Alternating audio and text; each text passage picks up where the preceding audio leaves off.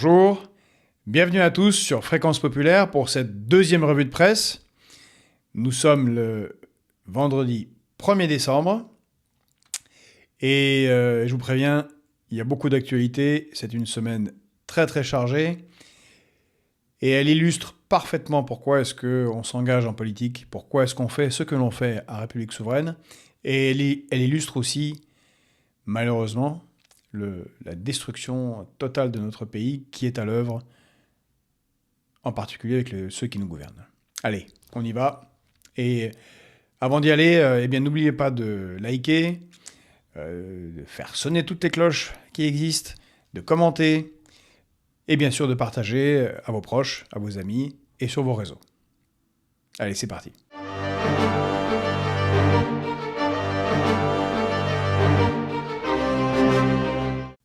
Alors cette semaine, on va commencer avec le sujet numéro 1 des Français, qui est le coût de la vie. C'est dur pour les portefeuilles, beaucoup s'en rendent compte quand ils vont au supermarché.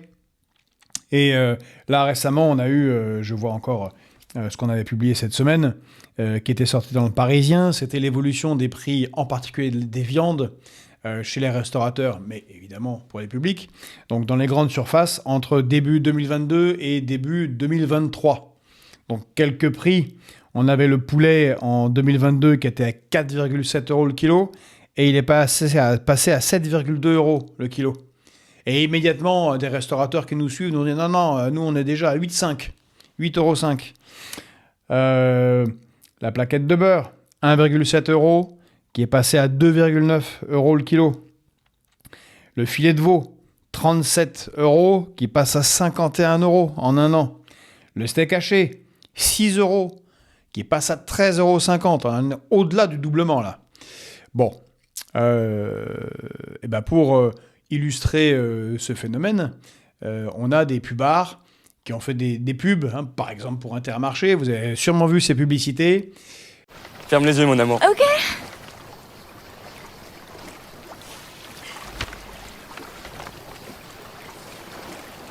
C'est des steaks hachés. Bébé, t'as payé ça combien? Ça te fait pas plaisir? Mais c'est complètement fou. J'ai des steaks hachés. Je peux pas m'empêcher de les regarder. Tu veux les essayer? Non, j'ai trop peur de les abîmer là. Bon, c'est amusant, où on a des jeunes où on a un garçon qui, plutôt que d'offrir un bijou à une jeune femme, lui offre un steak et elle le saute dans ses bras, comme si c'était vraiment heureux, c'est le grand amour, dans un décor paradisiaque. Bon, c'est de l'humour, mais il y a des gens qui ne rient pas, qui n'arrivent pas à donner de la viande à leurs enfants. On est dans un délire quand même où maintenant, et ce n'est pas de l'humour là, et ça montre le tragique, on met des antivols sur des steaks hachés. Aux États-Unis, mais aussi en France. Des antivols sur des steaks hachés. Des steaks hachés, des entrecôtes protégées par des boîtiers inviolables comme des appareils électroniques. C'est ce qu'ont récemment découvert de nombreux consommateurs dans les grandes surfaces. Mais ça veut dire quoi? C'est-à-dire que des gens n'ont tellement plus les moyens qu'on en est au vol de steaks hachés. C'est Dickens. C'est tout droit vers le 19e siècle. Mais c'est quoi cette France qu'on nous fait? Bon. Dans le même moment, cette semaine, Bruno Le Maire, l'inénarrable ministre de l'économie, qui est là depuis 7 ans, est arrivé en disant « Oh, c'est fini, il n'y a plus d'inflation. L'inflation s'est arrêtée, nous avons réussi. » Alors on va rappeler à Bruno Le Maire qu'il avait dit d'abord qu'il n'y aurait pas d'inflation. Il avait dit que l'économie russe serait mise à genoux. Puis il avait dit après que l'inflation serait faible et contrôlée. Et puis il avait dit que quand même il y a de l'inflation, mais ce n'est pas trop loin. Bon, vous avez vu, sur quelques prix. Et là, l'inflation ne croît plus que de 0,3%. On a mis un arrêt à l'inflation. Oui, enfin bon, les prix ne vont pas bouger. C'est-à-dire que l'inflation ne fait que moins croître que la croissance qu'elle a eue avant. C'est-à-dire que les prix ne vont pas changer. Pourtant, les salaires, malheureusement, les salaires n'ont pas suivi. Alors, je vais devoir doucher les espoirs de Bruno Le Maire, parce qu'on a là affaire à un comique troupier, quand même, qui espère, en fait.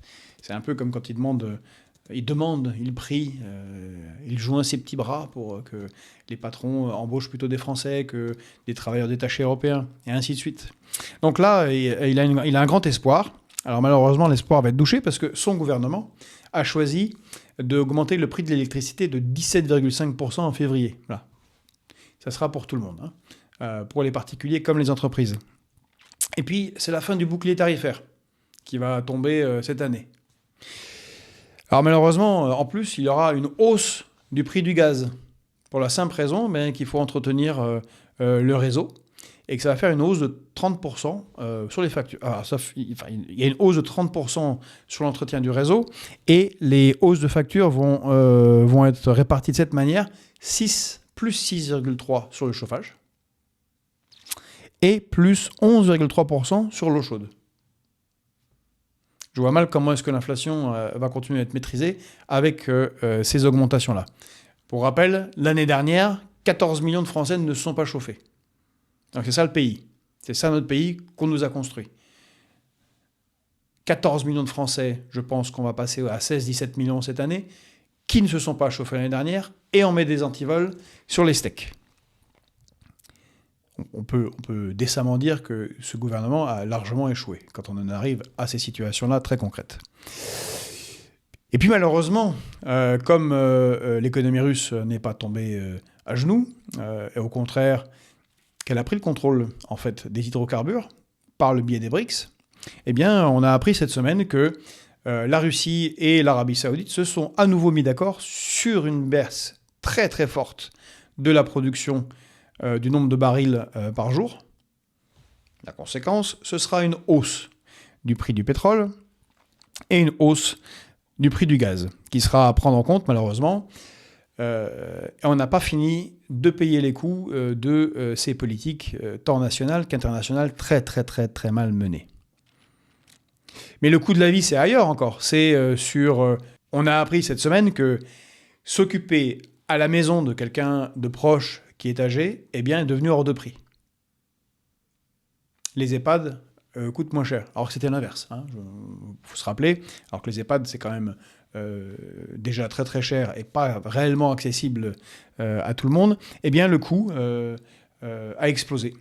C'est le coût des soins, c'est le coût de tout un tas de médicaments, de services ont explosé pour l'aide à la personne à domicile. Donc ça va faire des tragédies familiales. Là-dessus, vous ajoutez qu'on a appris, il y a eu des calculs cette semaine sur le coût de l'immobilier. Alors, le coût de l'immobilier à Paris, alors c'est très intéressant. On apprend que pour acheter un 75 mètres carrés à Paris, 75 mètres carrés, bon, allez, c'est quoi ? Un couple avec 2 enfants, 2-3 enfants. 75 mètres carrés, eh ben, il faut gagner 13 700 € par mois. J'ai bien dit 13 700 € par mois. On est quasiment à 2 salaires à 7 000 €. Là, on est vraiment dans le 0,3% des salaires en France. Faut-il le rappeler ? Le salaire médian en France, alors le salaire médian, c'est le salaire qui divise très exactement 50% des Français qui gagnent en dessous de ça et 50% des Français qui gagnent plus que ça. Donc le salaire médian, il est à 2 182 € pour les hommes. Et puis là, on a toujours un peu beaucoup d'inégalités hommes-femmes, puisque pour les femmes, c'est 1 975 € par mois. Allez, en gros, en moyenne, hommes-femmes, c'est 2 000 € par mois, le salaire médian. On est très, très, très, très loin du 75 mètres carrés à Paris. Donc, pour un 75 mètres carrés à Paris, eh bien, il ne faut pas être en couple. On ne peut même pas être en trouble. J'ai calculé, il faut être en septuple. Septuple. Ça fait beaucoup d'enfants. En septuple, parce qu'il faut être 14 quand même. Septuple. Et dans 75 mètres carrés, je ne suis pas sûr que tout le monde rentre et que le septuple tienne longtemps. Bon. Voilà. Bon, on rit un peu, mais ça montre quand même la dérive dans laquelle est notre pays.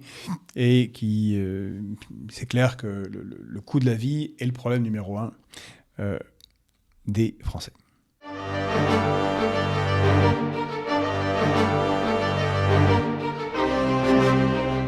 Bon, l'autre sujet important pour les Français, pour vous, pour nous, tous, eh bien, c'est la question de l'hôpital et des soignants. Alors, je fais un petit aparté sur ce sujet, même s'il n'y a pas eu d'informations nouvelles spécifiques.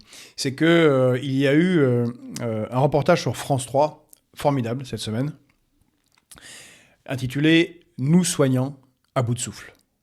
Alors, il est formidable pour plusieurs raisons. D'abord parce qu'on y interroge tant des grands médecins, des mandarins, des chirurgiens, que des infirmiers, des infirmières, des aides-soignants, des aides-soignantes. Bref, tous les métiers des soignants à l'hôpital. Et on voit combien encore une fois, on le sait, mais à chaque fois, c'est poignant de voir dans quelle dureté, quelle difficulté de travail ils ont, non pas seulement pour des questions de salaire, mais pour les moyens qu'ils n'ont pas au service de nous, les citoyens. C'est-à-dire qu'on voit des gens qui souffrent de ne pas pouvoir suffisamment aider les Français qui viennent se soigner. Le métier qu'ils ont choisi de faire, aider les autres. Il y a un moment particulièrement saisissant. On a une femme aide-soignante qui dit que la meilleure chose qui lui est arrivée récemment, elle a des larmes aux yeux qui lui viennent, c'est qu'elle a pris le temps de tenir la main de quelqu'un qui était en train de mourir. Ben, ça lui a fait du bien de pouvoir faire ça. Et elle dit, ça, on n'a plus le temps. Ou cette autre pas une autre aide-soignante, mais une responsable de service de pédiatrie, qui dit, on fait quoi quand on a une urgence, double urgence qui sonne avec un enfant prématuré, qui a un problème respiratoire, et une autre urgence avec une femme qui a une perte de sang massive en train d'accoucher. Voilà, donc encore une fois, c'est un très très bon documentaire qui illustre la difficulté qu'ont les soignants de soigner à l'hôpital public, la destruction de l'hôpital public, et le fait que ça ne tient bon que grâce à tous ces gens-là. Mais on voit combien ils sont à bout de souffle, et c'est une tragédie. C'est insupportable, parce que la santé ne devrait pas avoir de prix. Et ceux qui font des petits calculs comptables devraient se rappeler qu'on ne peut pas tout calculer. Ça vaut combien un pays où la population est bien soignée? Quels sont les gains de productivité? C'est quasiment incalculable, mais quelque chose me dit qu'un pays où on peut se soigner a une meilleure économie. Eh bien non. Ceux qui font des calculs de bout de chandelle et de fichiers Excel à court terme, selon les directives de l'Union européenne, pour respecter les critères de Maastricht, surtout pas trop dépenser dans l'hôpital public. On peut dépenser ailleurs, bien sûr, chez McKinsey, mais dans l'hôpital public, non, surtout pas dépenser. Eh bien, ça fait des malades, ça fait des drames, et ça nuit, soyons-en certains, à l'économie. Et puis, c'est un très bon documentaire aussi, parce que parmi les spécialistes, non médecins, mais connaisseurs de la santé publique en France, a été interrogé Frédéric Pierru. Et il se fait que Frédéric Pierru est le coordinateur de la commission santé de République souveraine. Donc voilà, quelqu'un très au fait et qui a des propositions très sérieuses pour réformer notre système de santé et revenir à ce qu'il a été et ce qu'ont dit tous les soignants. C'était le meilleur système de santé au monde. Ils ont réussi en 40 ans à s'aborder le meilleur système de santé au monde. C'est insupportable. Et nous n'étions pas en guerre.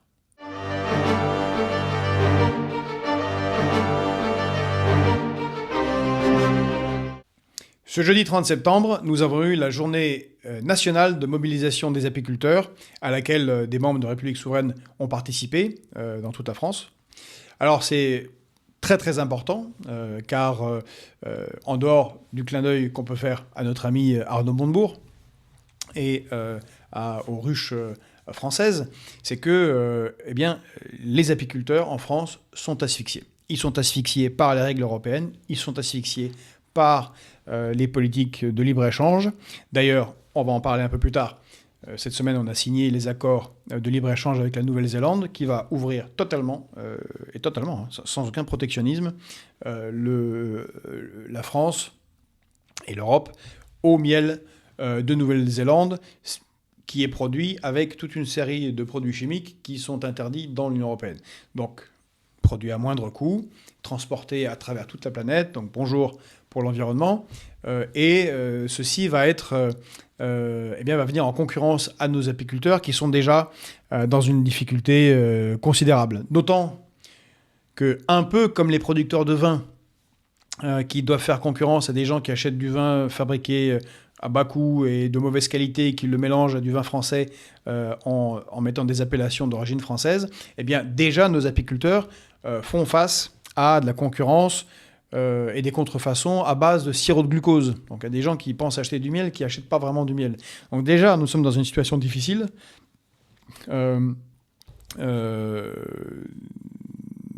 Et où beaucoup de nos apiculteurs n'arrivent pas à vivre de leur travail, comme une partie des agriculteurs. On en a parlé avec Philippe Grégoire dans ce qui sera le Fréquence Populaire numéro 6, où on parle de l'agriculture. Donc c'est une tragédie, et puis on sait combien les abeilles sont importantes pour la pollinisation. Donc les apiculteurs sont vitaux pour notre pays. C'est une activité absolument centrale dans l'agriculture, sinon il n'y a pas de pollinisation. Et puis n'oublions pas que l'abeille, puisqu'on parle beaucoup de Napoléon Bonaparte avec le film de Ridley Scott, l'abeille est un des symboles, un des grands symboles de Napoléon Bonaparte. C'est pour ça qu'on le voit dans de nombreux monuments qui ont été faits à l'époque de Napoléon Bonaparte. Ce clin d'œil mis à part, il est impératif de défendre nos apiculteurs et, là encore, de mettre un terme à toutes les directives complètement absurdes imposées par Bruxelles dans ce domaine.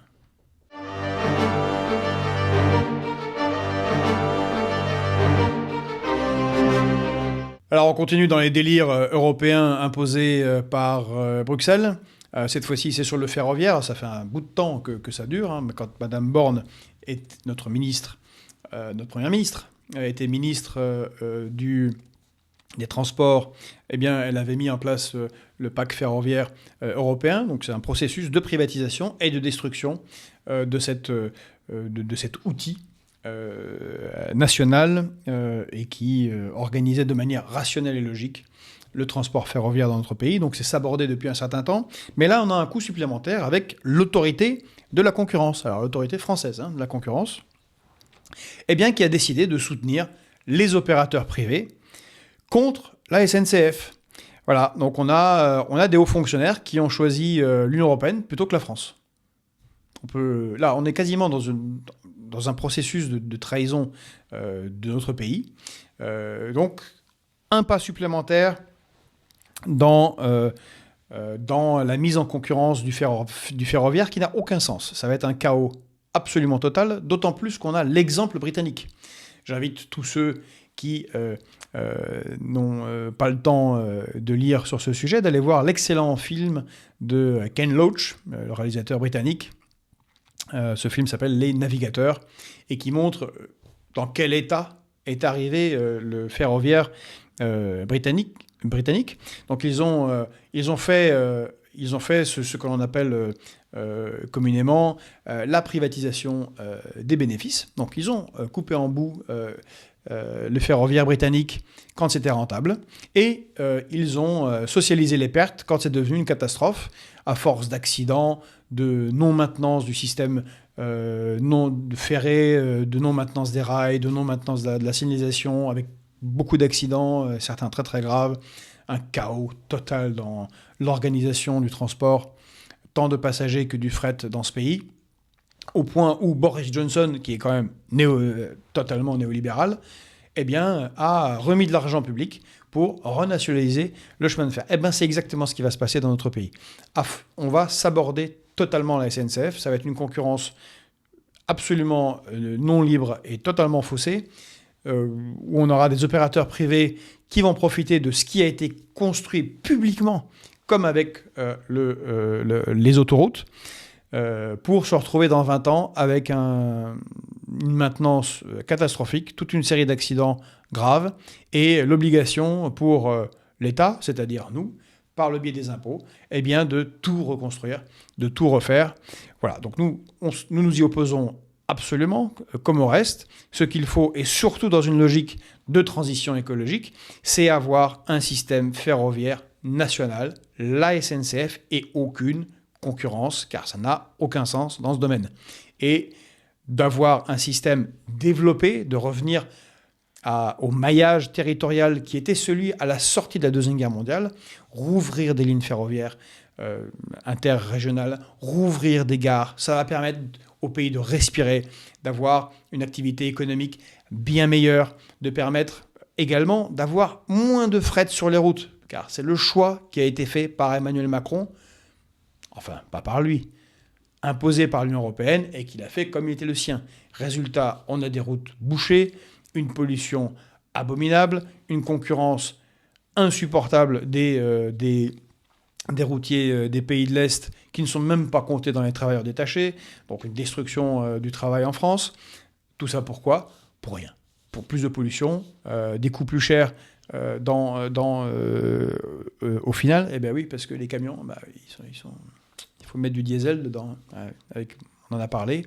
Donc tout ça augmente, alors que nous avons d'excellentes centrales nucléaires qui produisent de l'électricité, qui, elles, pourraient mouvoir tous ces trains. Et puis on a un exemple très proche chez nos amis suisses. Eux ont un système ferroviaire très très efficace, on ne le répétera pas assez, où même le fret est quasi totalement assuré par le train. Je rappelle que la Suisse, ça n'est pas la Beauce, c'est un pays très montagneux, c'est au milieu des Alpes. Et bien pourtant, c'est le choix qu'ils ont fait. Ça s'appelle le ferroutage total, et les camions n'interviennent que sur les derniers 15, 20, 25 km pour apporter au magasin. Et bien évidemment, la pollution, il y en a moins, des problèmes sur les routes, il y en a moins, ça fait moins d'accidents, et le pays est beaucoup plus indépendant. Donc merci à ces hauts fonctionnaires qui trahissent le pays, et j'espère vivement que nous pourrons faire exactement le contraire.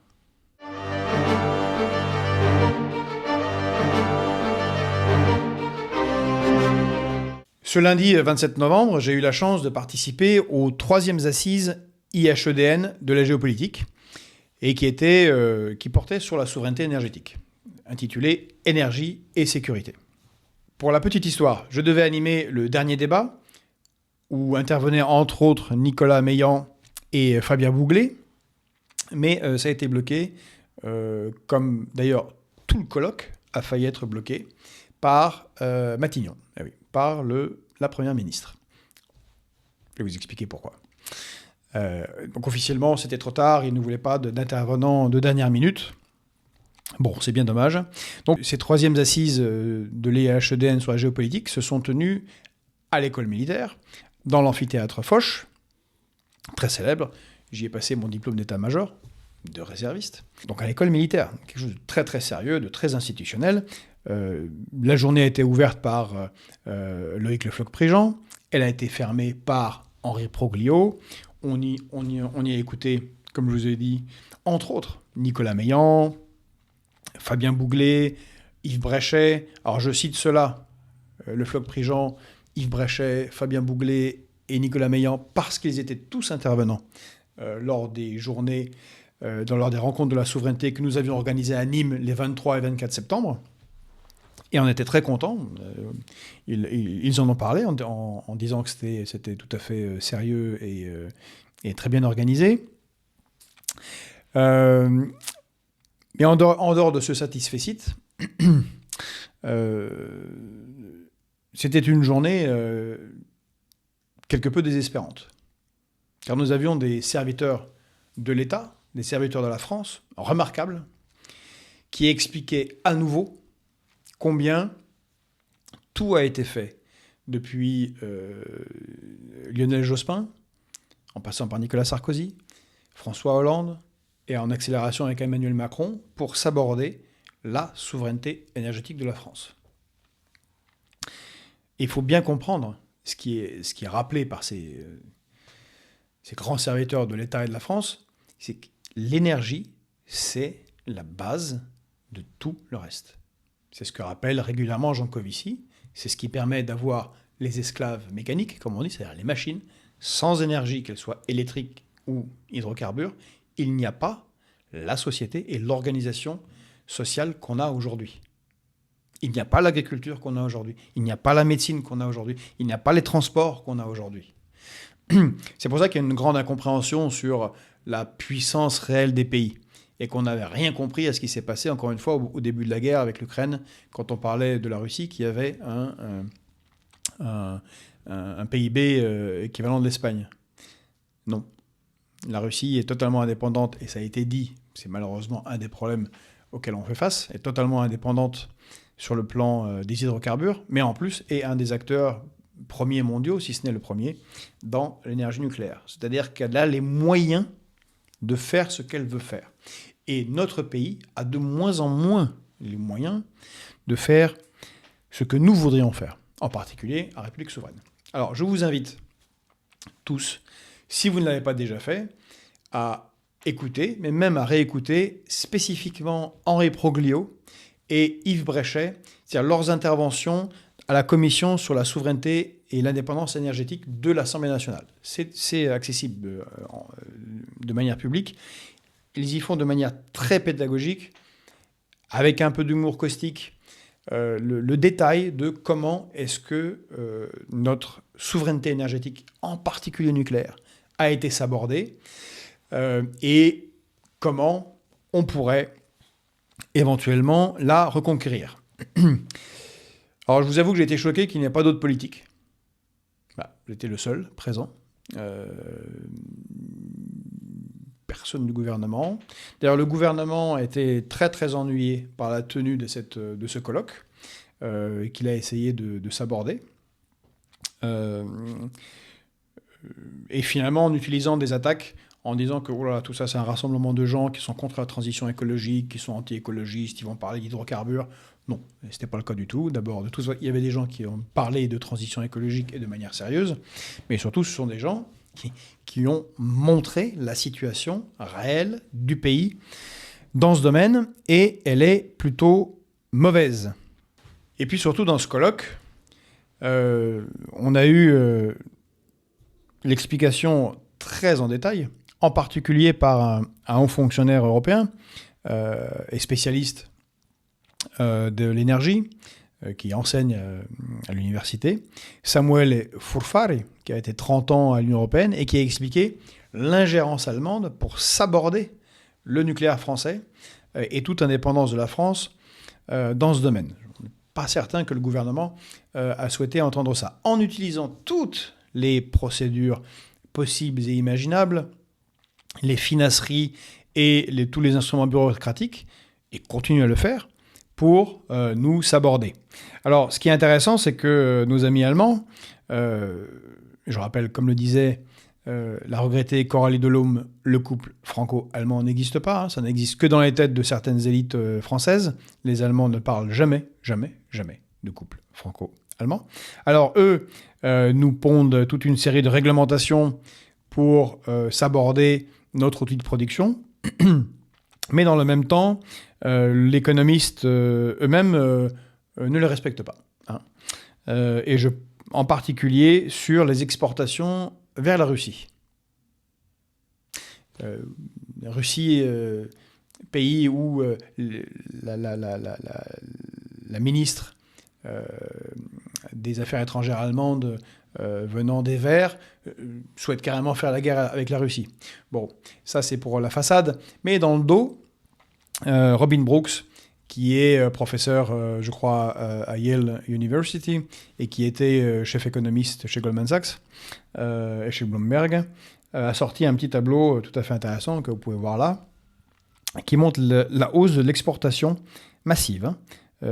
On passe d'un indice 10 à un indice 80, donc 8 fois plus, d'exportation de voitures, de machines, de moteurs, de machines-outils au Kyrgyzstan. Un boom économique incroyable de l'Allemagne vers le Kyrgyzstan. Bon, bien évidemment, le gros de cette augmentation colossale de ce qui est envoyé au Kyrgyzstan va bien évidemment en Russie.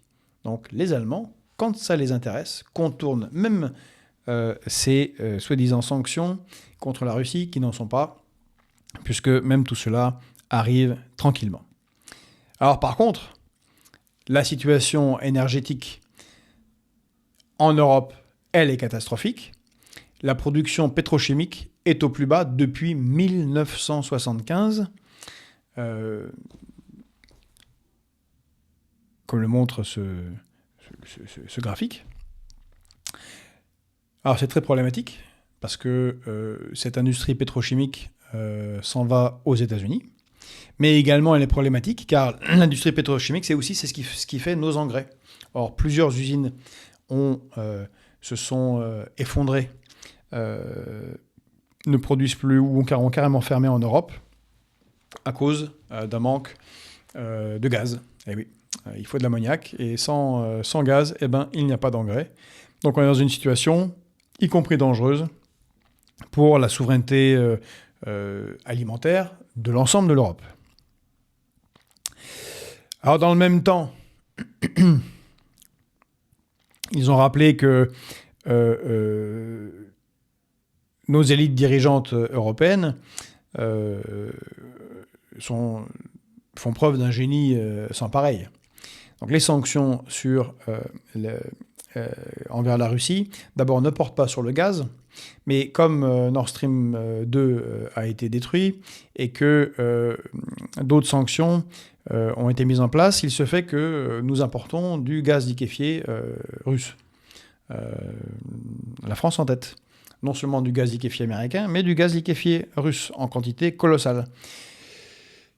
Et donc avant la guerre, l'Union européenne dépensait 120 milliards d'euros en achat d'hydrocarbures et de gaz, et maintenant c'est 400 milliards. Donc on s'est ajouté une facture de 280 milliards, et on a augmenté les bénéfices de la Russie, tout en réduisant le volume qu'ils nous vendent. On avoua que c'est assez extraordinaire pour des gens qui voulaient sanctionner la Russie. On comprend que le gouvernement ait voulu que ce colloque ne se tienne pas. L'autre problème, et principal, a été démontré par Henri Proglio, qui a clos cette journée, et qui a montré comment, quand il était encore à la tête d'EDF, EDF a été sabordé. Et comment il est impossible, ou quasiment impossible, de relancer la filière, car il n'y a pas de vision à long terme, malgré les annonces faites par Emmanuel Macron, par le gouvernement, qu'il y aura d'autres constructions, qu'il y aura des financements. En fait, il est très compliqué d'avoir ce qui compte pour relancer une filière. D'ailleurs, on a le même problème avec la réindustrialisation. Ce sont les compétences. Il faut des ingénieurs, il faut des techniciens hautement qualifiés, il faut des ouvriers hautement qualifiés. Eh bien, on ne peut pas développer ces filières-là, car il n'y a pas d'élan, il n'y a pas de politique. Et au contraire, ce qu'il montre, c'est que petit à petit, sont sélectionnés des cadres UE compatibles.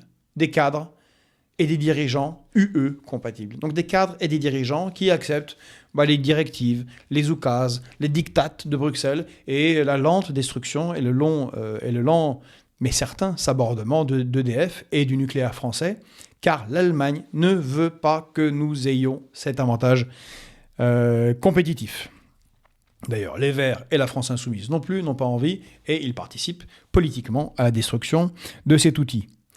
Mais dans le même temps, rappelle Henri Proglio, Rosatom, chez les Russes, a été considérablement renforcé ces 20 dernières années. C'est un État dans l'État en Russie, très très bien structuré, qui soutient tant l'État russe et qui permet le renforcement de la géopolitique russe dans le monde.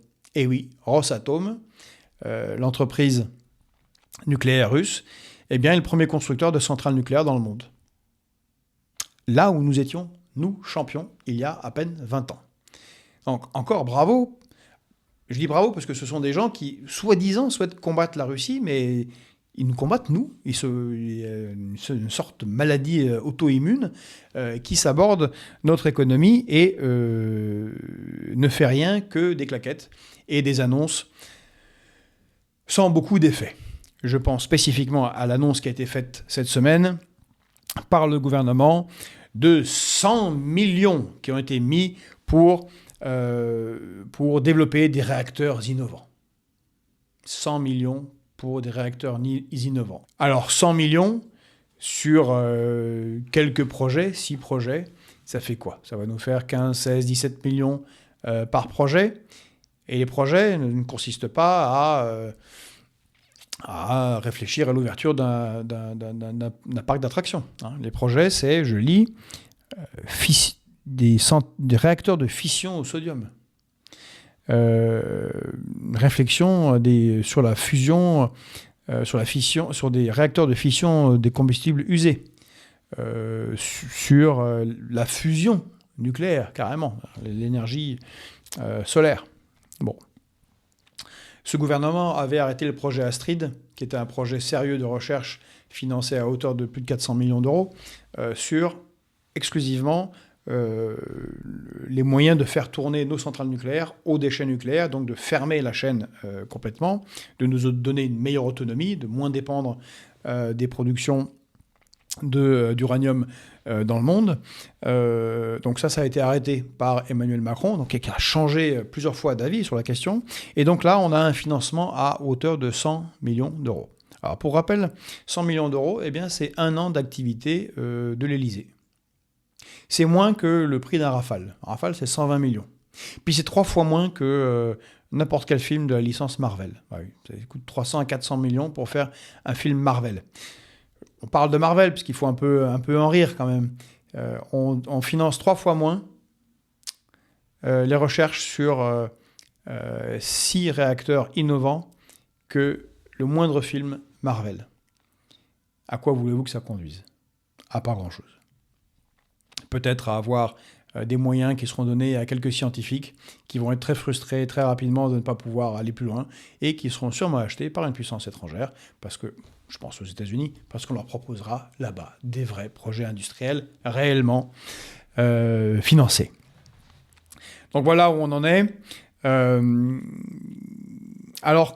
Alors que cette semaine, j'insiste beaucoup sur ce sujet, car sans énergie, il n'y a rien. Cette semaine s'est tenue du 28 au 30 novembre, quelque chose dont on a assez peu parlé, pourtant c'était assez important, à Paris, enfin à Villepinte, c'est le salon du nucléaire civil. Voilà. Le nucléaire civil devrait être un des grands rayonnements, c'est le cas de le dire, de la France dans le monde. Ça l'était avant. Nous devrions avoir un parc nucléaire plus puissant et non pas limité, ça a été dit par Henri Proglio, à 50% de la production de l'électricité en France. Ça, c'était sous François Hollande, quand Emmanuel Macron était son conseiller. Le chiffre a été choisi comme ça. C'est comme les critères de convergence. C'est M. Fabius qui avait révélé un jour que les 3% et les 60% des critères de convergence de Maastricht ont été choisis sur un bout de table, comme ça, sans réelle réflexion économique. Ben, c'est pareil. Quelqu'un dans l'équipe, peut-être Emmanuel Macron, s'est dit que 50%, c'était bien. Donc on a réduit le parc nucléaire. C'est l'inverse qu'il faut faire. Il faut augmenter le parc nucléaire français, il faut relancer la filière, il faut des ingénieurs, et il faut que ce soit, comme la SNCF, entièrement national, d'État, et que Bruxelles n'y mette pas son nez, ni les Allemands. En tout cas, c'est ce que nous ferons en République souveraine, si d'aventure nous prenions le pouvoir. Redonner, reprendre notre souveraineté énergétique sine qua non.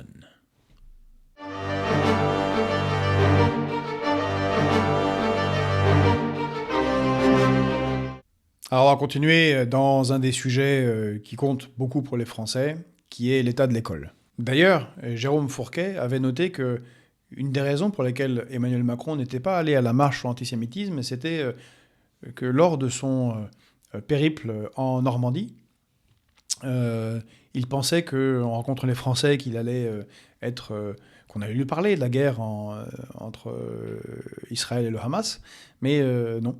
Les Français lui ont parlé des sujets que nous avons abordés et que nous abordons ici. Coût de la vie, accès aux soins et école républicaine. Voilà. Les 3 grands sujets qui sont importants pour les Français et bien évidemment, c'est logique. Alors, notre école républicaine n'en finit pas de s'effondrer. En septembre, avait été lancée une évaluation nationale à l'entrée en 4e et aussi à l'entrée en CM1. Alors, à l'entrée en quatrième, 800 000 élèves, à peu près, un peu moins de 800 000 élèves dans 7 000 établissements ont été testés sur des connaissances de base, spécifiquement en français et en mathématiques. Et le résultat est un désastre. Alors, qu'est-ce qu'il en ressort ? Que dans les établissements, on va dire normaux, moyens, plus de 52% des élèves ne maîtrisent pas les compétences élémentaires requises en français. C'est 57% en mathématiques. Et dans les établissements d'éducation prioritaire, alors là c'est le délire total, on est à 80% d'élèves qui ne comprennent pas réellement la langue française. 80% d'élèves ne comprennent pas réellement la langue française. 80%. 4 sur 5. Pareil pour les mathématiques, là on est à 83,5%, ne peuvent pas faire des calculs élémentaires. Quelle nation allons-nous avoir quand ces jeunes-là vont entrer sur le marché du travail ? Des gens qui ne peuvent pas faire des calculs simples à 14 ans, qui ne peuvent pas lire, écrire correctement à 14 ans, s'exprimer. Nous les avons détruits. C'est indigne de notre pays, de la puissance et de l'histoire de France. L'école républicaine, comme la santé publique dont nous avons parlé tout à l'heure, était au firmament mondial il y a encore 40 ans.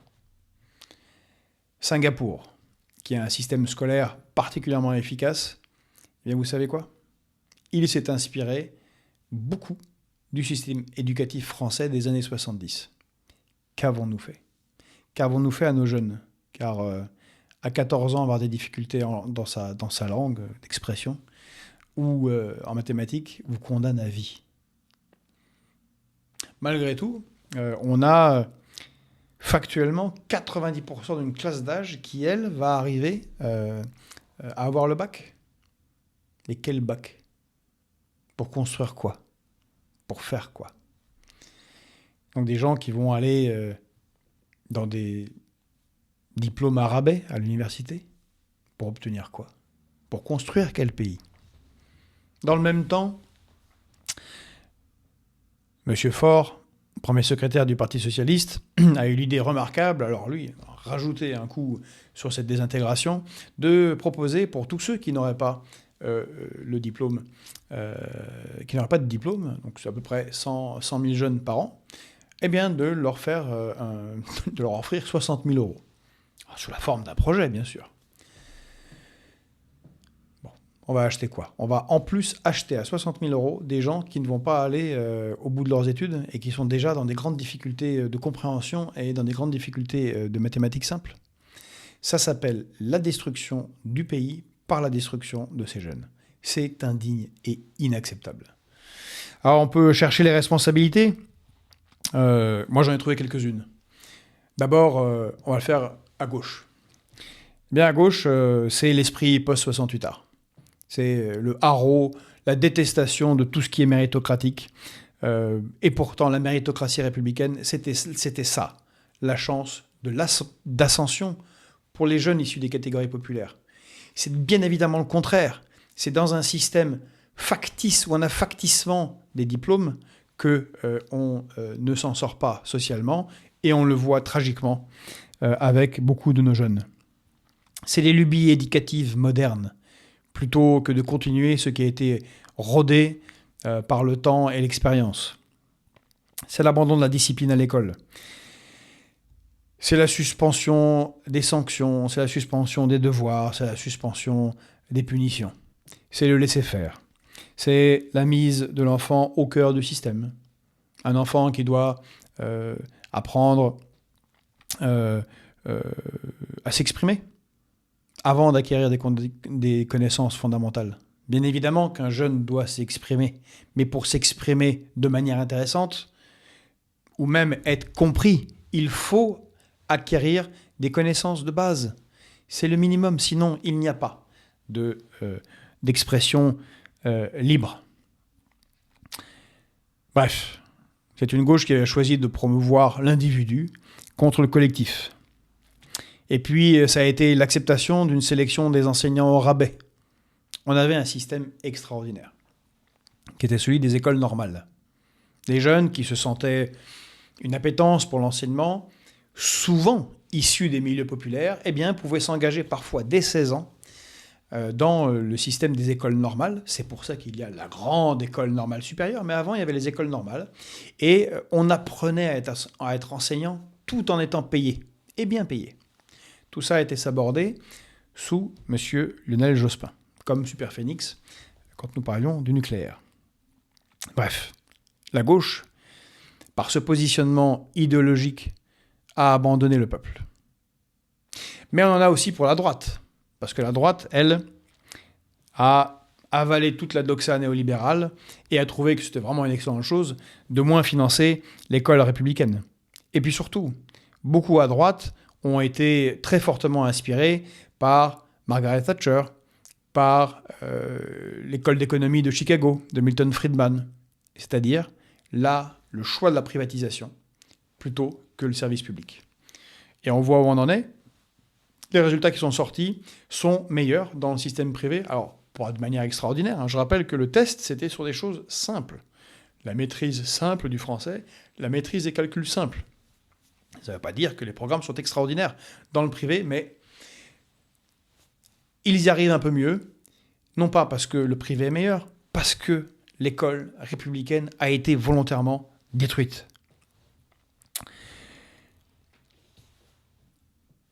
Il y a eu à droite, il y a toujours, la confusion entre l'instruction publique, ce qui devrait être le cœur de l'école, et qui permet de former des citoyens, avec la préparation au travail en entreprise. Non, l'école n'a pas pour vocation de préparer au travail en entreprise.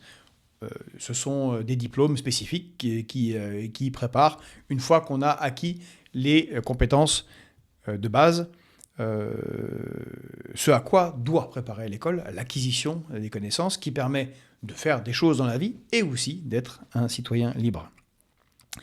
Et puis, une grande responsabilité nous vient de l'Union européenne. Et oui, là encore. Juste un an après Maastricht, en 1993, est sorti le livre vert sur la dimension européenne de l'éducation. Le livre vert sur la dimension européenne de l'éducation, vous pouvez le télécharger, c'est sur Internet, vous allez voir, ça pique. Et c'est clair et net, tout y est mis de manière limpide. L'objectif, c'est la privatisation du système scolaire en Europe. Et c'est ce qu'ils ont fait, de gauche comme de droite, en France. Ils ont créé les conditions pour que l'école républicaine s'effondre. Et ça a été le même processus aux États-Unis, en avance sur nous dans les années 70-80.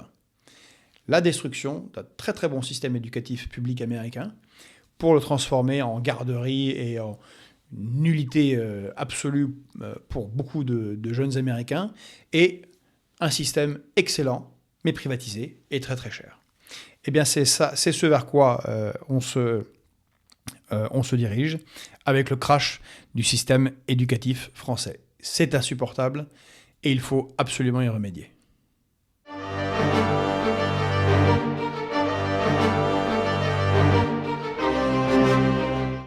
Et pendant ce temps, s'organisent les Jeux Olympiques de Paris 2024, dont le gouvernement est particulièrement fier et dont était très très fière Anne Hidalgo, mais un peu moins ces derniers temps. Il semble qu'il y ait de l'eau dans le gaz entre la mairie de Paris et l'Élysée. Eh bien c'est parce que Madame la maire a annoncé que on ne serait pas prêt. Surtout pour les transports. Alors, ça n'a pas plu au gouvernement, ça n'a pas dû plaire à Mme Pécresse. Mais pour une fois, je crois qu'on peut lui donner raison à Mme Anne Hidalgo. Ceux qui prennent les transports en commun en Île-de-France savent parfaitement qu'on ne sera pas prêt vu le temps incroyable nécessaire pour résoudre le moindre petit problème de signalisation sur les rails, la moindre réparation et l'état désastreux du réseau actuel. Bon, Madame Hidalgo et le gouvernement se sont illustrés très récemment en enlevant les boîtes des bouquinistes, donc on en a parlé, hein, ça dénature complètement Paris, parce que les bouquinistes, eh bien, c'est aussi l'âme de Paris, on se demande bien pourquoi. C'était extrêmement important, beaucoup plus important que de nettoyer Paris, réparer la ville, et faire en sorte justement que les transports en commun fonctionnent. Non. Il y a eu un accord sur retirer les bouquinistes. Donc l'information la plus étonnante, enfin, est-ce qu'elle est étonnante? Moi, je pense qu'elle a été préparée de longue date. Eh bien, c'est contrairement à la promesse qui avait été faite d'avoir des transports gratuits pour les franciliens pendant cette période, eh bien, ça sera carrément pas gratuit. Parce qu'on va se retrouver à 4 € pour un voyage. C'est-à-dire quasiment un doublement du prix par déplacement.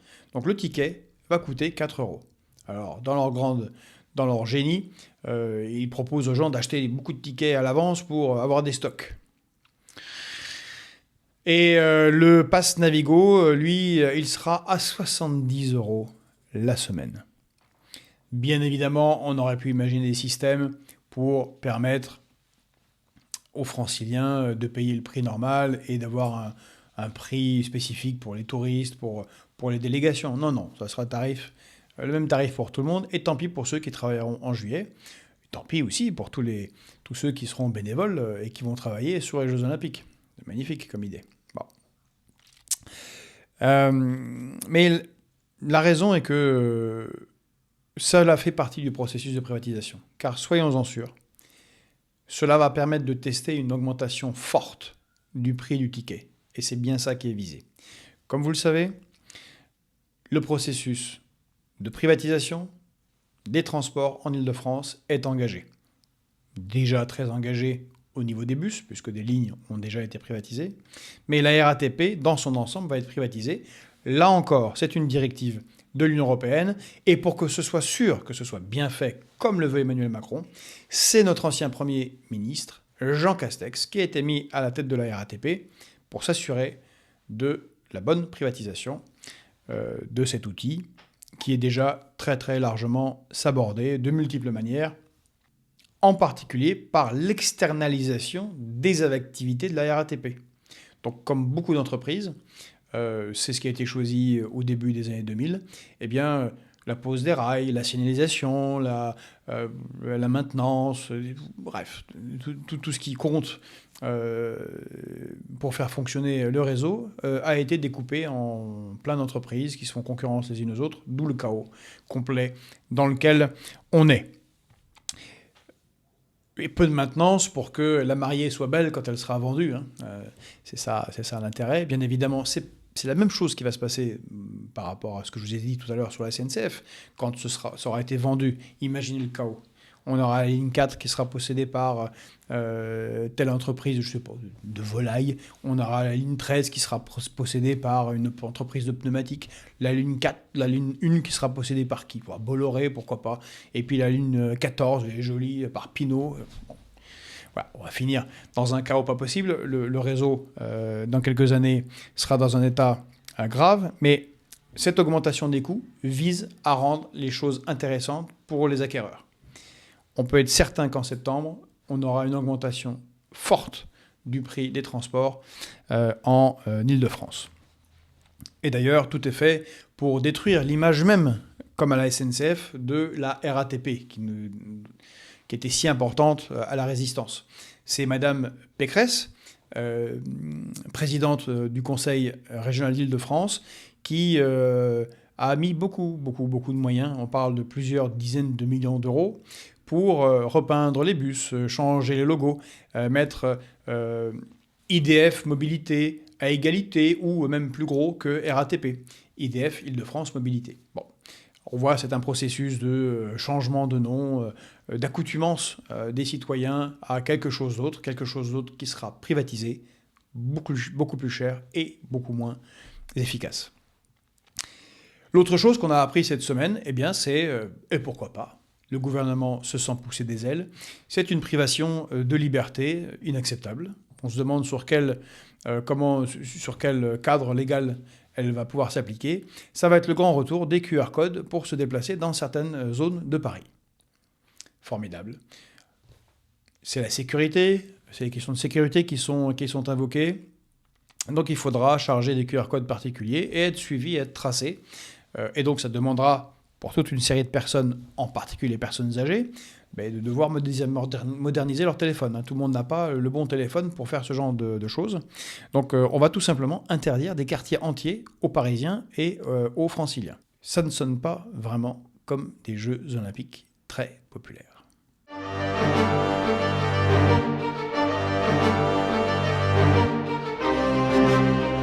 En parlant des privations de liberté et de la mainmise du privé sur la liberté, ça peut surprendre, mais on va apporter notre soutien à Street Press qui a, par la décision unilatérale, sans aucune injonction de justice, de son hébergeur, a vu son site coupé pendant longtemps, donc inaccessible à ses abonnés, inaccessible aux lecteurs, parce que ils avaient fait un reportage sur l'extrême droite et que quelqu'un, de manière totalement indue, s'en était plaint à leur hébergeur. Leur hébergeur a décidé, sans prévenir personne, ni vérifier, tout simplement de couper entièrement un média,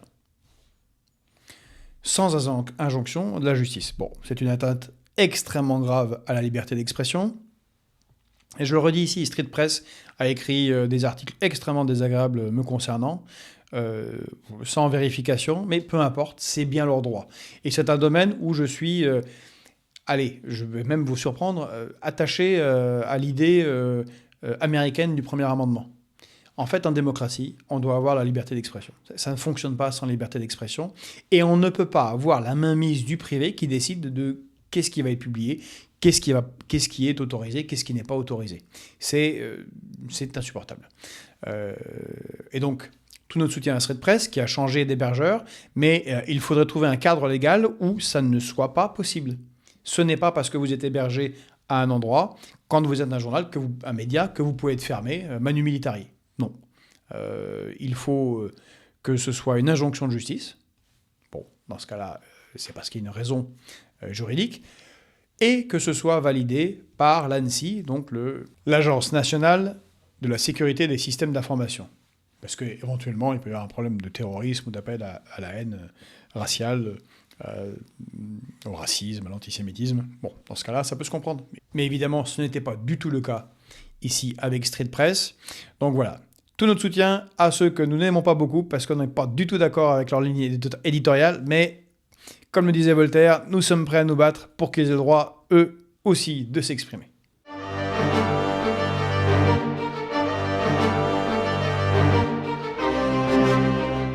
Bon, on va continuer sur la liberté d'expression, qui est bien mise à mal cette semaine, et cette fois-ci sur les violences sexuelles et sexistes.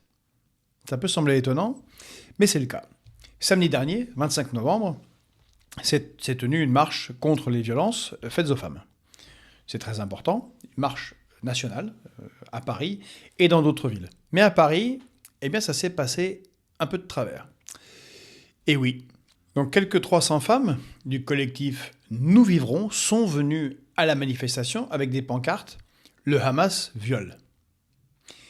Et oui, le Hamas viole, car on ne le sait pas assez, mais lors de l'attaque terroriste du 7 octobre, plutôt contre des gens de la gauche israélienne, il y a eu d'innombrables viols suivis de massacres de femmes, d'adolescentes et d'enfants. Souvent on crie d'Allahu Akbar. Et ça, certains, et en particulier des associations féministes, ont souhaité fermer les yeux là-dessus, parce que ça ne colle pas avec leur vision du monde. Or, ce sont, pour le coup, aussi et très clairement des violences sexuelles. En plus des violences sexuelles inscrites dans une guerre. On sait très bien que quand il y a un conflit, c'est une arme qui est utilisée pour terroriser la population. Et c'est bien ce qui a été fait. On ne peut pas lutter contre les violences sexuelles ici et puis ne pas lutter contre les violences sexuelles là. Or, c'est ce qui s'est passé, car des militants du nouveau parti anticapitaliste, le NPA, et des militants de la France Insoumise ont sorti manu militari ces femmes, ces féministes-là. Alors oui, on peut comprendre les gens de la France insoumise, car eux défendent le Hamas comme étant une organisation de résistance. Alors, ça, une organisation de résistance qui viole des enfants et des adolescentes, ça vous pose là comme mouvement de résistance. En fait, ils ne veulent pas qu'on ouvre les yeux sur ces crimes-là, comme certaines associations féministes. Et c'est bien le problème d'une certaine forme d'organisation féministe qui ne veulent pas voir cela. Alors que l'association Nous Vivrons était soutenue, par exemple, par les Femen ou les collectifs des femmes Azadi. Alors en particulier le collectif des femmes Azadi, est extrêmement important, puisque ce sont des femmes qui ont été massivement violées dans les guerres en Irak et en Syrie par Daesh, qui en a fait une politique en mettant certaines en esclavage. Or, on sait très bien que le Hamas, qui vise à la mise en place d'un califat, est dans les mêmes logiques politiques. Donc ça se justifie parfaitement de le dénoncer. Alors, dans cette manifestation, le collectif Les Rosies, vous savez, ces femmes qui sont habillées en bleu de travail, avec des gants jaunes et un bandana rouge, en référence à la publicité américaine célèbre de la Deuxième Guerre mondiale, menée par Manon Ombry, entre autres, eh bien, défilaient dans cette manifestation en soutien aux femmes de Gaza. C'est tout à fait légitime. Il n'y a aucune... Même si on peut y trouver une petite bizarrerie dans cette manifestation en fait, sur les violences faites aux femmes, puisque l'armée israélienne ne fait pas de politique de viol organisée des femmes à Gaza. Elles meurent sous les bombes, ce qui est une tragédie inacceptable, car ce sont des civils qui meurent dans un contexte de massacre sous les bombes. Mais bon, on voit bien que ça n'a pas tellement de rapport par rapport au Hamas, qui lui fait des viols sur des femmes. C'est tout à fait différent. Mais passons. En tout cas, elle ne voulait pas voir ces militantes-là. Et ce genre de double standard, d'aveuglement sur une partie des violences faites aux femmes, on le retrouve à d'autres occasions. On le retrouve par exemple sur les cas des excisions, qui c'est un sujet absolument tabou en France pour certaines féministes, car cela implique de critiquer non pas tous les migrants, non pas tous les Africains subsahariens, mais certains, principalement du Mali, et pas tous les Maliens, qui font des pratiques qui sont médiévales et barbares, consistant à retirer le clitoris des petites filles. Eh bien, il n'y a aucun problème à s'opposer à cela, bien au contraire, car si ça, c'est pas une violence faite aux femmes, on se demande qu'est-ce qu'est une violence faite aux femmes. C'est une députée européenne belge qui en a très bien parlé, Asita Kanko. Je vous invite à écouter le propos qu'elle a tenu. Et elle a dit que non, on ne peut pas défendre d'un côté le féminisme, ce qui est très très bien, et puis de ne pas le défendre de l'autre côté. De ne pas condamner ici les crimes, comme par exemple avec le collectif MeToo, puisque c'est elle qui le cite, et puis de refuser d'en parler quand il s'agit des femmes Azadi ou des viols d'Israéliennes. Aujourd'hui, j'ai une question pressante pour certaines féministes occidentales. Comment pouvez-vous rester silencieuses quand des femmes et des filles sont violées, torturées, leur corps nu traîné partout, et qu'on leur crache dessus par des hommes hurlant à l'Akbar? Donc vous ne pourrez jamais plus vous dire féministe. Tous les jours et aujourd'hui même, des féministes occidentales hypocrites devraient avoir honte de leur propre silence sur l'horreur que l'HMAS a infligée aux femmes et filles le 7 octobre. Et cela inclut de grands noms dont on était jadis fiers. Pourquoi leurs lèvres sont closes et leur cour est en peine quand il s'agit de condamner les violences faites aux femmes juives? Le mouvement Maître Tohu et les fameuses féministes intersectionnelles ne se préoccupent pas de toutes les femmes. Si elles restent silencieuses, cela veut dire qu'elles nous ont toutes menti. À propos de leur engagement pour les droits des femmes, leurs actions défendent l'oppresseur, pas les victimes. De même que l'argent de l'U fait pareil indirectement. Celles qui ne disent rien au sujet de ces femmes et des otages ne devraient pas se tenir ici et parler de droits de l'homme. Quand vous êtes victime d'une attaque par des terroristes, un cessez-le-feu est du même acabit que de lever vos mains en l'air quand on vous tire dessus. Peut-être que cela vaut la peine de considérer qu'un cessez-le-feu durable commence par ramener tous les otages chez eux et traduire les violeurs en justice. Donc voilà, nous sommes en soutien total au collectif Nous Vivrons, comme à tous ceux qui luttent contre toutes les violences faites aux femmes. Et on peut s'étonner que la France insoumise, là encore une fois, s'illustre de manière aussi déplorable, car ils ont beaucoup de mal à sanctionner un de leurs députés qui n'hésite pas à porter la main sur les femmes, mais par contre trouve parfaitement normal que leurs militants dégagent des femmes qui défendent d'autres femmes contre le viol. À bon entendeur, salut.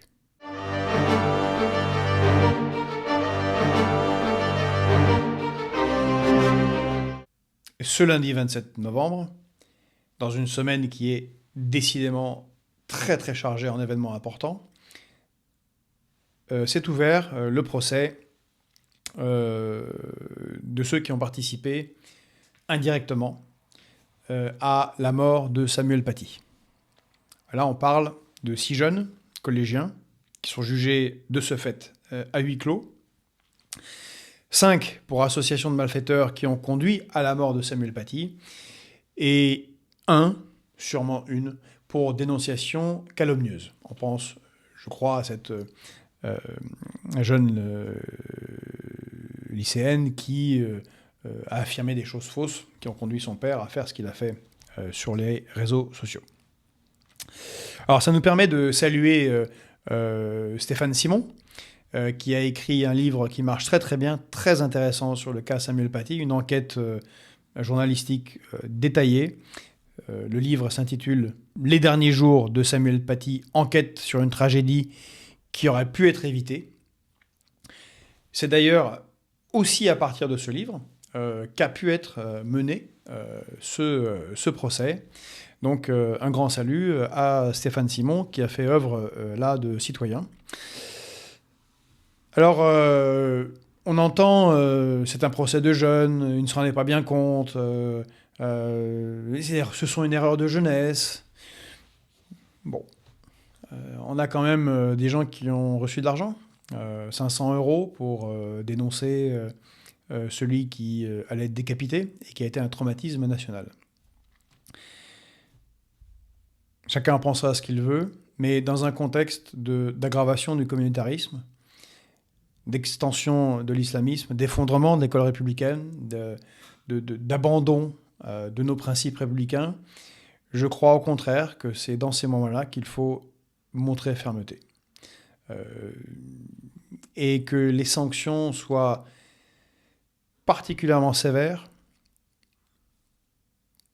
pour ces jeunes-là, mais également pour leurs familles, si jamais elles sont impliquées indirectement dans leur manière de prendre tout cela à la légère, c'est-à-dire le terrorisme, et de bien diffuser ces sanctions en France, que ce soit compris. Car pour le moment, c'est bien le contraire qui se passe. C'est une certaine légèreté par rapport à ce crime, une légèreté par rapport au communautarisme rampant, une légèreté par rapport à l'islamisation de certains quartiers, une légèreté par rapport à la violence de certains jeunes, légèreté qui détruit notre société. Nous nous y opposons totalement et nous suivrons le rendu de ce procès avec une grande attention.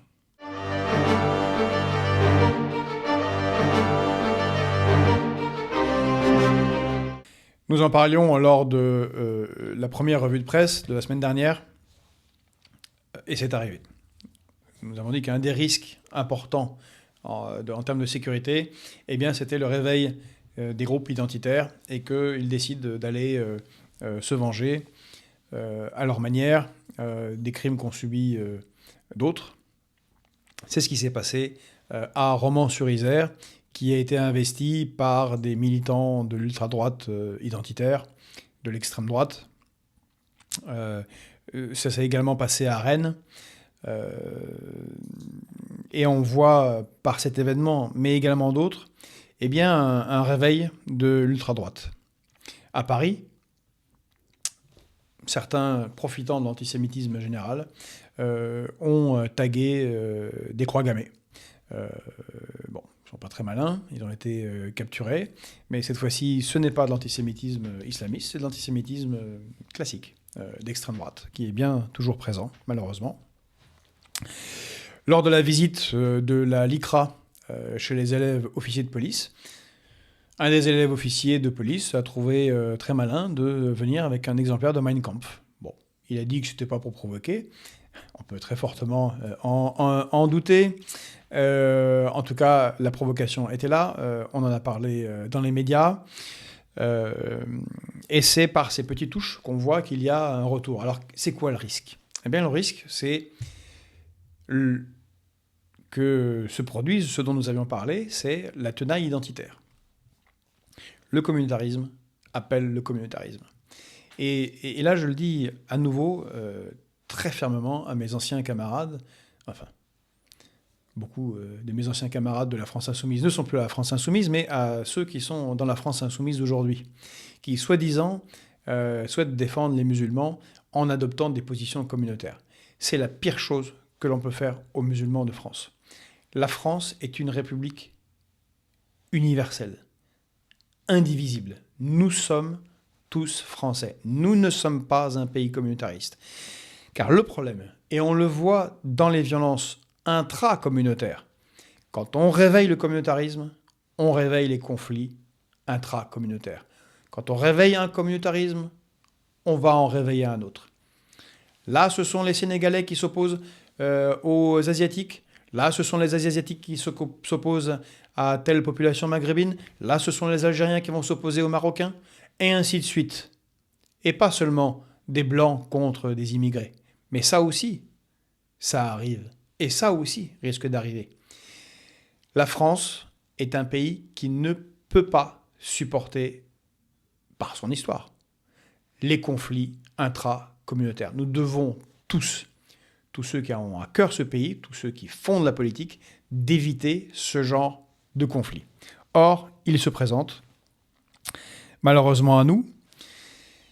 Alors on notera que ces identitaires ont été très très fortement sanctionnés.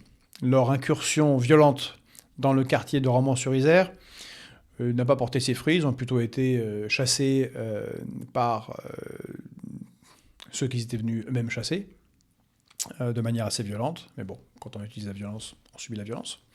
Dans les deux sens, hein, évidemment. Mais ils ont subi une répression judiciaire tout à fait sévère. Une sévérité qu'on ne voit pas tellement contre ces jeunes, le terme tout à fait passe-partout et déplorable de certains quartiers perdus de la République, qui eux ont souvent la compassion de la justice, au point où certains sont multirécidivistes. Comme l'a dit d'ailleurs la maire d'hiver droite de Romans-sur-Isère, le problème, ce ne sont pas les gens qui vivent dans les quartiers de Romans-sur-Isère ou d'autres. Les quartiers de Romans-sur-Isère, c'est plus de 4000 habitants. Or, ceux qui perturbent la vie des autres, ceux qui sont allés assassiner le jeune Thomas, ceux qui font les deals de drogue, c'est à peine une centaine de personnes. Mais c'est eux avec qui on a un problème, c'est eux qui sont dans une situation d'impunité. Et s'ils ne sont pas punis, soyons sûrs et certains que demain, il y aura d'autres Français, quelles que soient leurs origines, qui se chargeront de se venger. Et on aura tout perdu, car on aura perdu l'unité nationale. Il est à noter également que la justice, dans ce cas, a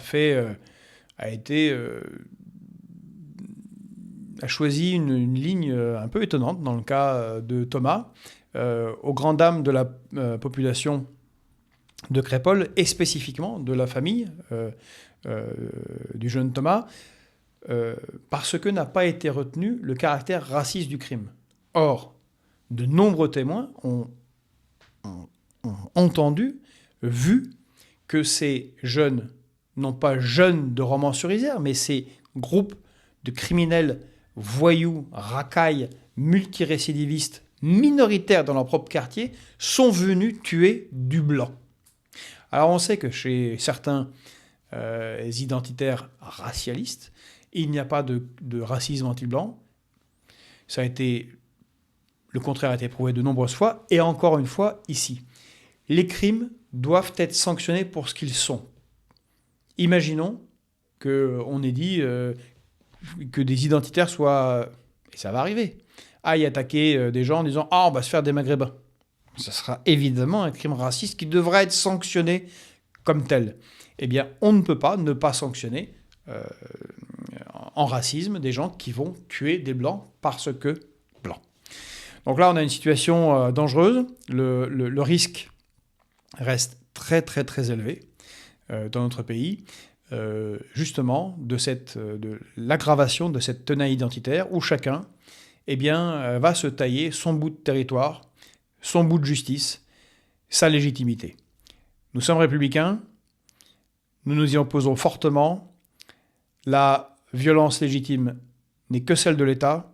La loi doit aller à la justice, mais elle doit s'appliquer à tous et fermement.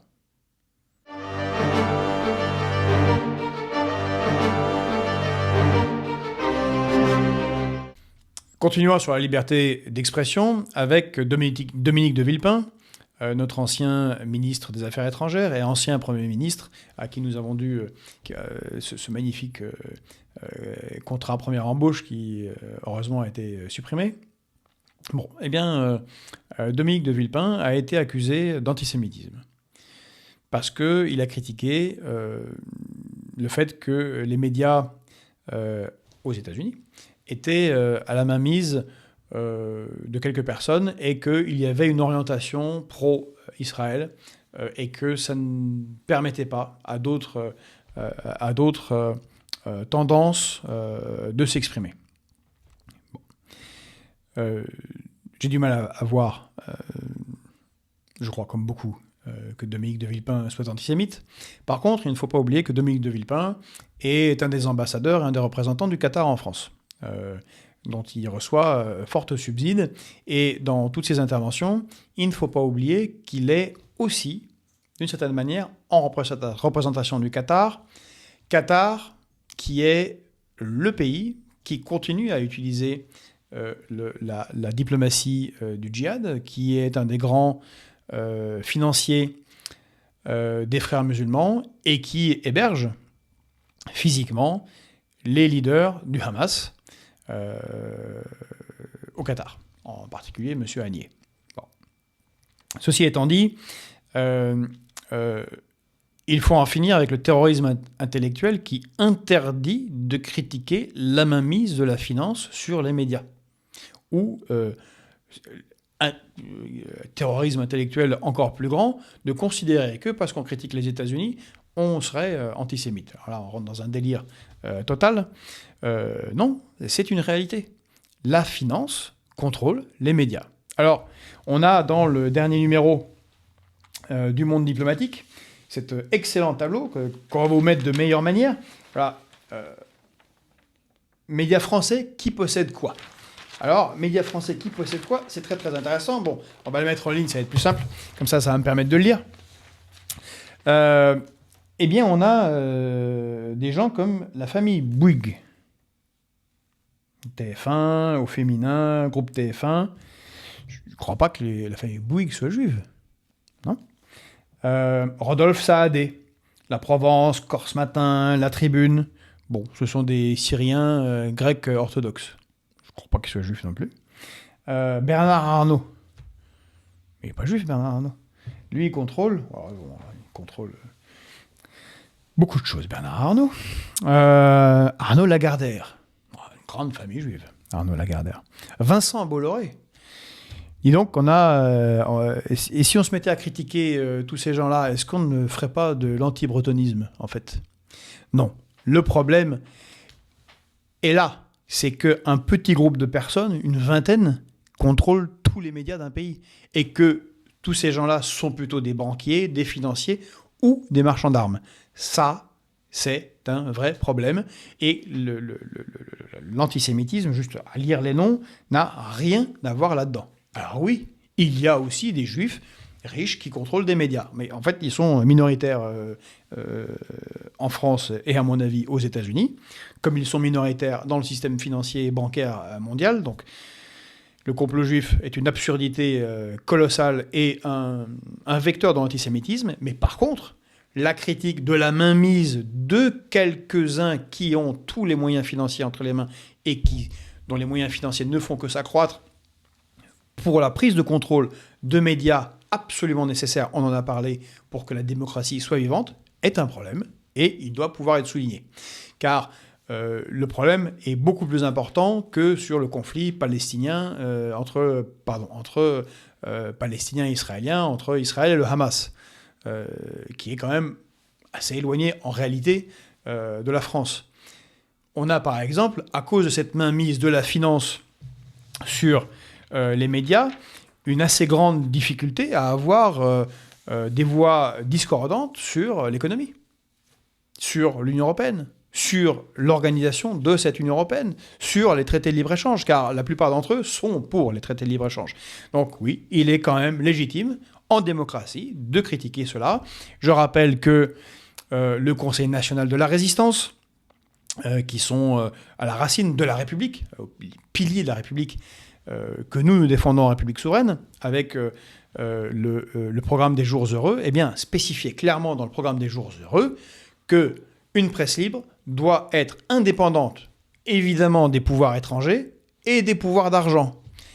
Ça n'est pas le cas, et c'est légitime à être critiqué pour tous ceux qui défendent la République et la démocratie.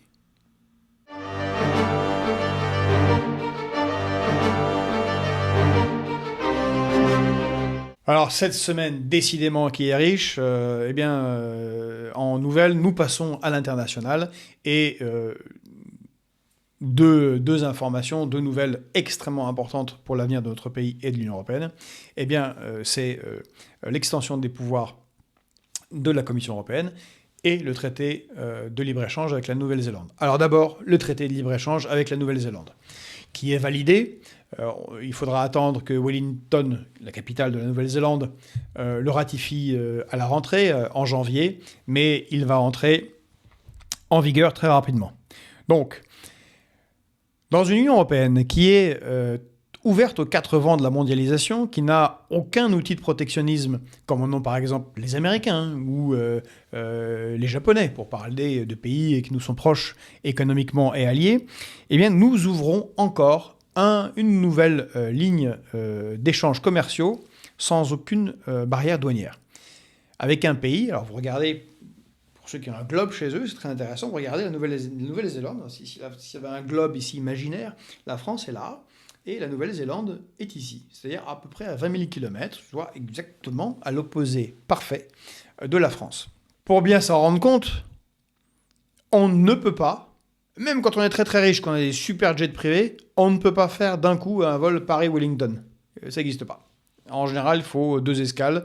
Et vraiment, quand on a des moyens colossaux comme un prince du Golfe, il faut faire au moins 2 sauts de puce. C'est-à-dire qu'il faut faire une pause avec son avion. Ça vous dit combien il faut de kérosène et de fuel pour transporter tout ça en avion? Ah oui, parce que les kiwis, ça se transporte en avion. Voilà. Quand vous en achèterez de Nouvelle-Zélande, pensez bien au coût environnemental que ça va représenter. Alors pourquoi je dis ça? Parce que nous allons avoir une ouverture complète sur le miel, les kiwis, partiellement sur la viande ovine, partiellement sur la viande bovine, sur tout un tas de produits agricoles. Donc ça va être terrible pour nos agriculteurs. Alors, je ne vais pas détailler ici, on en parle vraiment bien et en détail avec Philippe Grégoire dans la discussion qu'on a sur Fréquence Populaire concernant spécifiquement les agriculteurs, leurs problèmes et le traité de libre-échange de la Nouvelle-Zélande. De toute façon, on va en reparler parce que il est négocié, est en train d'être petit à petit mis en place le Mercosur, qui est le traité de libre-échange avec le Brésil, l'Argentine, l'Uruguay et le Paraguay. Bon, en échange, la Nouvelle-Zélande ouvre totalement son pays aux voitures, aux machines-outils, aux pièces détachées en particulier, à beaucoup d'autres choses, mais surtout cela. Et on voit une nouvelle fois comment l'Allemagne, dans le cadre de l'Union européenne, nous arnaque. Parce que c'est l'Allemagne qui va vendre ses produits industriels pour sauver son industrie qui est dans une situation catastrophique, sans barrière douanière à la Nouvelle-Zélande. Par contre, c'est les agriculteurs français, mais aussi allemands, qui eux aussi sont dans une situation sociale assez catastrophique, qui vont subir de plein fouet l'importation de ces produits agricoles, dont le miel dont nous avons parlé. Nos apiculteurs sont dans une situation très difficile. Et en Nouvelle-Zélande, ils ont le droit d'utiliser un certain nombre de pesticides et d'herbicides qu'on n'a pas le droit d'utiliser dans l'Union européenne. Donc, on va avoir des produits de mauvaise qualité, plus cancérigènes, produits moins chers, au moins disant social, au moins disant environnemental, transportés à travers toute la planète, dans une débauche d'énergie absurde. Bon. Ça ne sert à rien de faire des COP dans cette situation, puisque c'est l'autre grande information de la semaine, c'est l'ouverture de la COP 28 aux Émirats Arabes Unis, à Dubaï. Les traités de libre-échange sont le principal vecteur de destruction de l'environnement. Toutes les semaines, en France, arrivent 60 000 tonnes de soja brésilien. Rien que ça. 60 000 tonnes de soja brésilien sans le Mercosur. Ça ne peut être produit que par la destruction de la forêt amazonienne, qui est le premier problème dans le réchauffement climatique mondial. On est très très loin de la relocalisation de la production agricole. Mais voilà, un nouveau traité de libre-échange qui prépare d'autres traités de libre-échange, puisque je vous parlais du Mercosur, et que se négocie, toujours en catimini, comme d'habitude, comme tous les accords commerciaux, comme tous les traités de libre-échange, comme les accords avec Pfizer, se négocie par la Commission européenne, le TAFTA. Enfin, il aura un autre nom, c'est l'accord de libre-échange avec les États-Unis, alors là qui sera une désintégration complète de notre économie, si jamais il est signé. Donc, encore une fois, nous avons des élites, je ne sais pas si c'est le terme, nous avons des représentants de l'oligarchie qui continuent à détruire notre pays et l'État.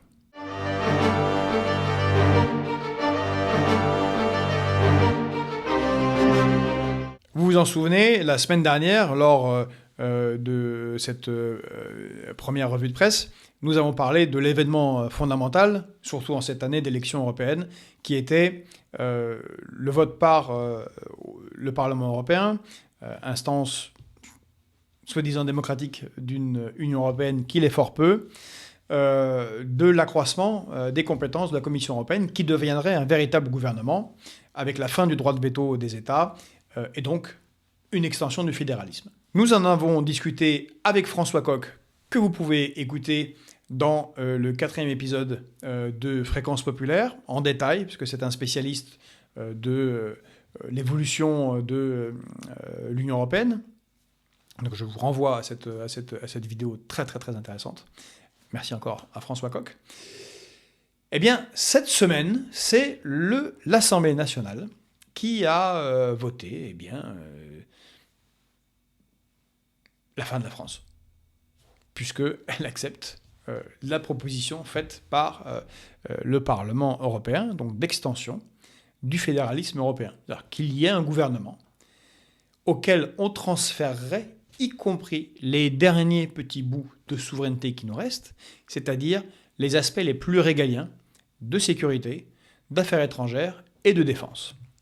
Alors, ce vote qui a eu lieu les 28 et 29 novembre de cette semaine, vous pouvez aller le consulter en détail, ainsi que de qui a voté pour. Vous verrez que là aussi, gauche comme droite, de gouvernements ont voté pour l'abandon de la souveraineté de la France, s'intitule « Suite de la conférence sur l'avenir de l'Europe ». Numéro 1357. 1357. Que dire ? Certes, ce sont principalement des députés qui font partie de majorités gouvernementales qui, depuis 30 ans, abandonnent la souveraineté de la France, qui, depuis 30 ans, font passer dans le droit français principalement des décisions de la Commission européenne ou du droit européen.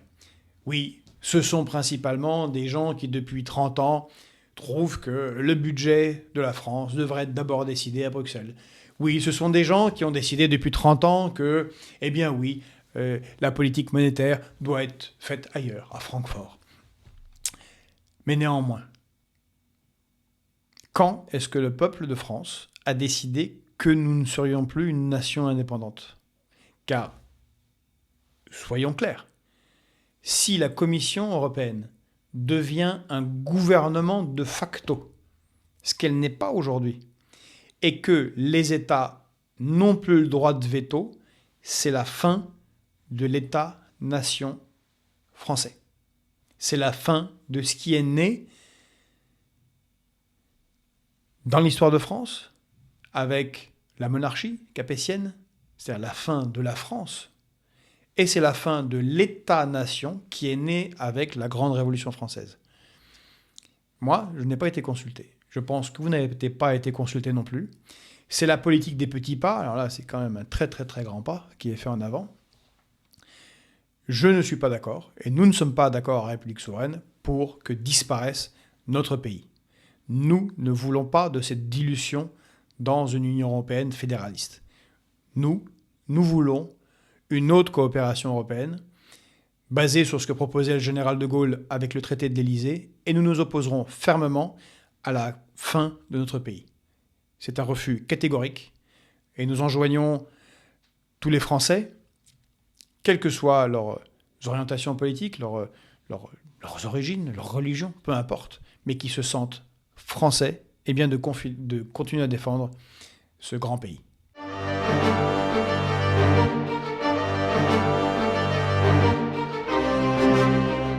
Ce qui est illégal, nous le faisons immédiatement. Ce qui est anticonstitutionnel demande un peu plus de temps. Cette phrase, parmi d'autres citations tout à fait mémorables, on la doit à Henry Kissinger, qui est mort cette semaine à l'âge de 100 ans. Alors Henry Kissinger, certains l'appellent l'ange de la mort. Certains considèrent, comme Christopher Hitchens, que c'est un criminel de guerre. Je vous invite à lire son livre, Les crimes de M. Kissinger, ou en anglais The Trial of Mr. Kissinger, qui liste assez clairement ce qu'a fait et ce qu'on doit à M. Kissinger.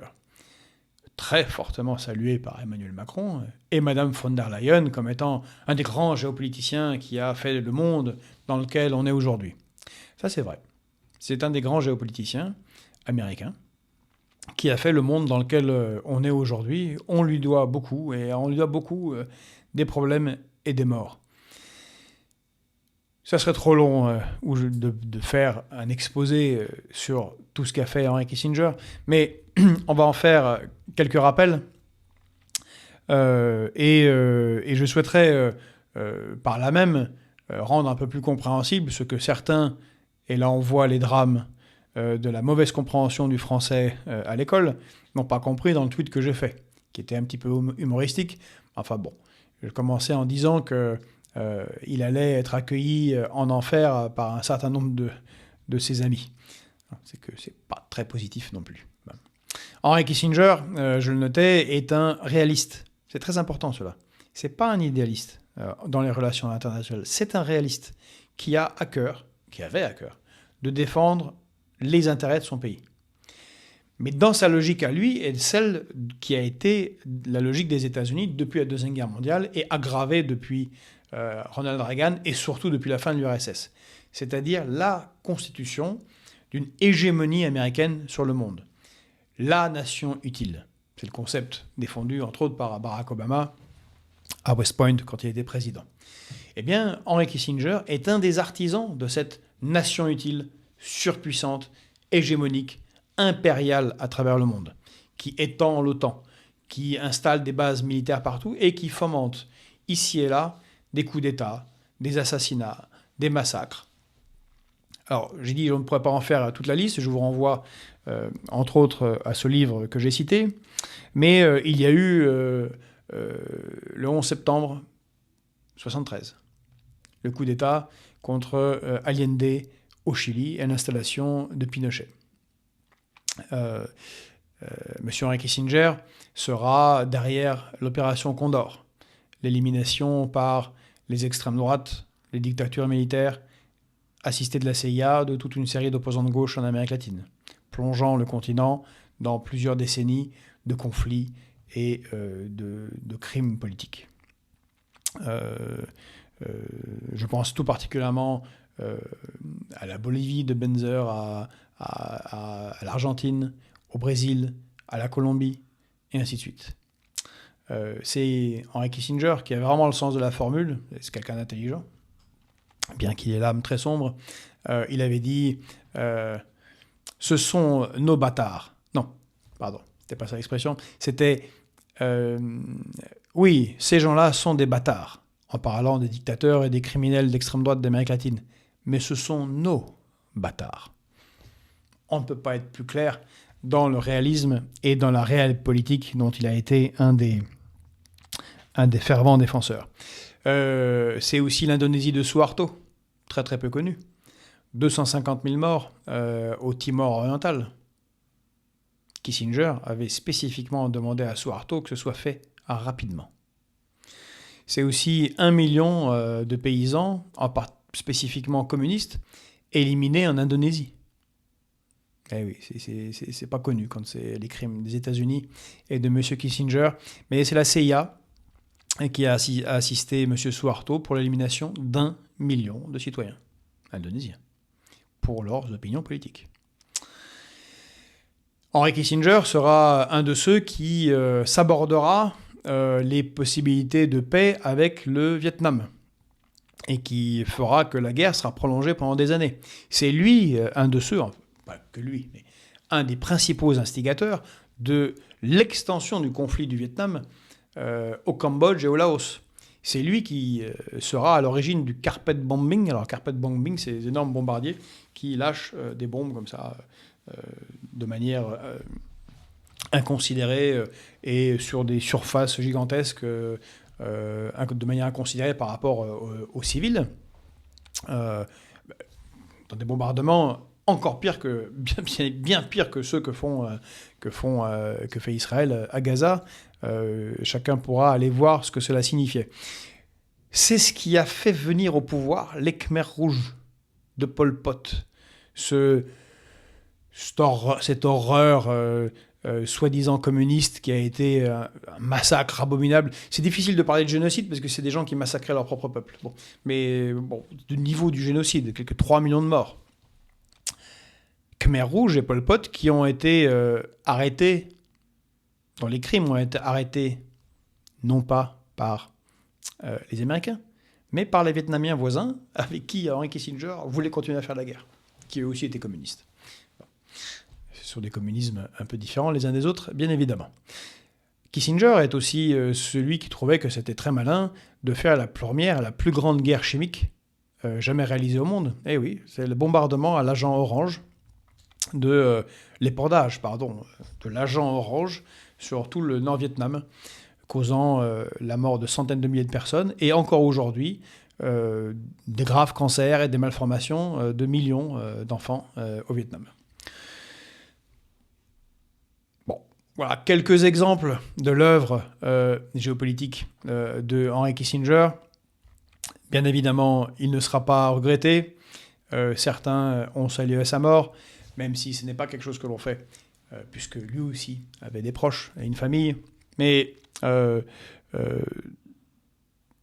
sa place, justement, dans le monde et comment il l'a dessiné est un travail qui, même s'il a été fait partiellement, devra être fait pour bien comprendre ce qu'on lui doit et la tragédie dans laquelle on est, car une partie des guerres que nous vivons actuellement est due à cet état d'esprit de l'extension infinie de l'hégémonie américaine. Le problème, ce ne sont pas les États-Unis, c'est qu'ils se posent en empire mondial. Donc j'espère qu'avec Kissinger, petit à petit, nous en finirons avec ces tenants de la guerre permanente, avec ces va-t-en-guerre qui ont fait tant de drames sur l'ensemble de la planète. Allez, adieu Kissinger, on ne va pas beaucoup te regretter. Donc vous comprenez, Henry Kissinger est un intellectuel, est un penseur, est un stratège, un géostratège. il n'a jamais tenu une arme, il n'a pas appuyé sur les boutons, déclenché les bombes qui ont tué tant de gens. Mais il était un des penseurs centraux de cette Amérique qui, finalement, n'est pas le camp du bien, tel qu'il nous a été présenté au cours de ces dernières décennies. D'ailleurs, je vais le citer là encore, parce que, encore une fois, il était très formidable en citation. Il avait dit ce qui compte, ce n'est pas ce qui est vrai, c'est comment est perçue la réalité. Et c'est bien malheureux à cause de cela que l'on se retrouve dans une situation où certains considèrent que les États-Unis seraient le camp du bien. Alors, ce n'est pas pour dire qu'il y a un camp du bien ailleurs. C'est que malheureusement, la réelle politique fait que les États essayent de maximiser leur puissance. Et c'est ce qu'ont fait les États-Unis, c'est ce qu'a fait Henry Kissinger. Et ça nous permet de rappeler que nous, eh bien, au moins pour la France, nous sommes pour une autre position. Ni Washington, ni Bruxelles, ni Moscou, ni Pékin. Paris et la France avant tout. Bon, si cette vidéo, cette revue de presse très très longue, mais vous avez vu, on n'a pas réussi à savoir quel sujet couper, puisque les sujets dans l'ensemble nous ont semblé importants. Si vous êtes arrivé jusque-là, vous êtes très très fort, c'est que ça vous a plu. Donc si ça vous a plu et que vous êtes arrivé jusque-là, eh bien si vous ne l'avez pas encore fait, likez, partagez, commentez, c'est important pour notre recension et qu'on se fasse connaître. Allez, à la semaine prochaine pour la prochaine revue de presse.